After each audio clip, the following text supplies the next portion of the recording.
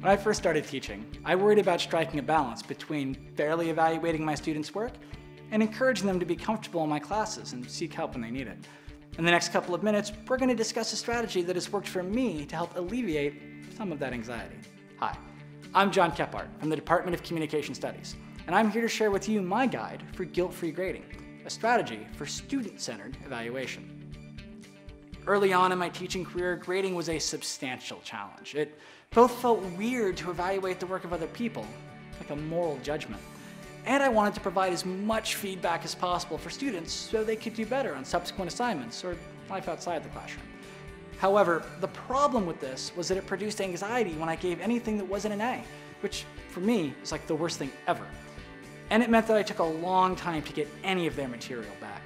As a result, I felt guilty for not grading my students' work in a way that was useful to them and for not doing what I needed to in order to succeed in the RTP process. The provost was clear that I needed to do a much better job in getting students their work back in a more reasonable time frame.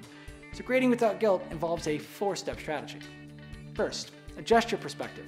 As an instructor, you evaluate the work and not the student. Points are something that students earn, not something I give, which means I don't take them away for poor performance. They have neglected to earn them with the work they have turned in. Second, inform your students about that perspective. Don't make this a mystery. Structure your syllabus and discussion of assignments along this perspective, and let students know that their grade is a reflection of the degree to which they have met assignment parameters and not your feelings about them as people. Third, provide opportunities for students to seek your assistance. This is the big one.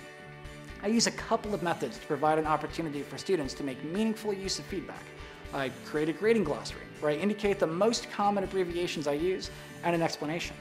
I also circle grammar, spelling, citation, and punctuation mistakes instead of explaining them, and indicate that they had failed to earn a certain number of points based on severity or frequency of error. Then, if they come to office hours to discuss those circles, they can earn half of those points after their work is returned. This way, students who spend time on the feedback and use it will reference the glossary or come chat with me, and I won't spend time writing comments that those who just skip to the grade aren't going to read anyway. I also include sections of students' work that are particularly insightful, clever, or relevant by underlining them and putting a star RS next to it, which stands for the rock star. Then, when we discuss the assignment as a class, I ask students who received a rock star to read one of them aloud.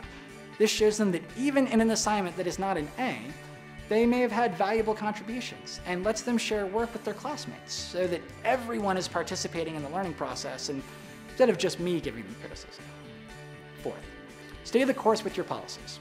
One final challenge for me was and still is the desire to make exceptions in course policies or assignments for students who seem to be good students just going through a rough time.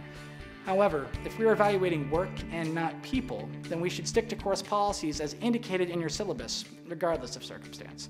If you want to provide an opt-out clause, like death in the family, then make those situations clear and establish a means to enforce them. Staying consistent with such policies is ultimately most fair for all of your students and best practice for you as an instructor.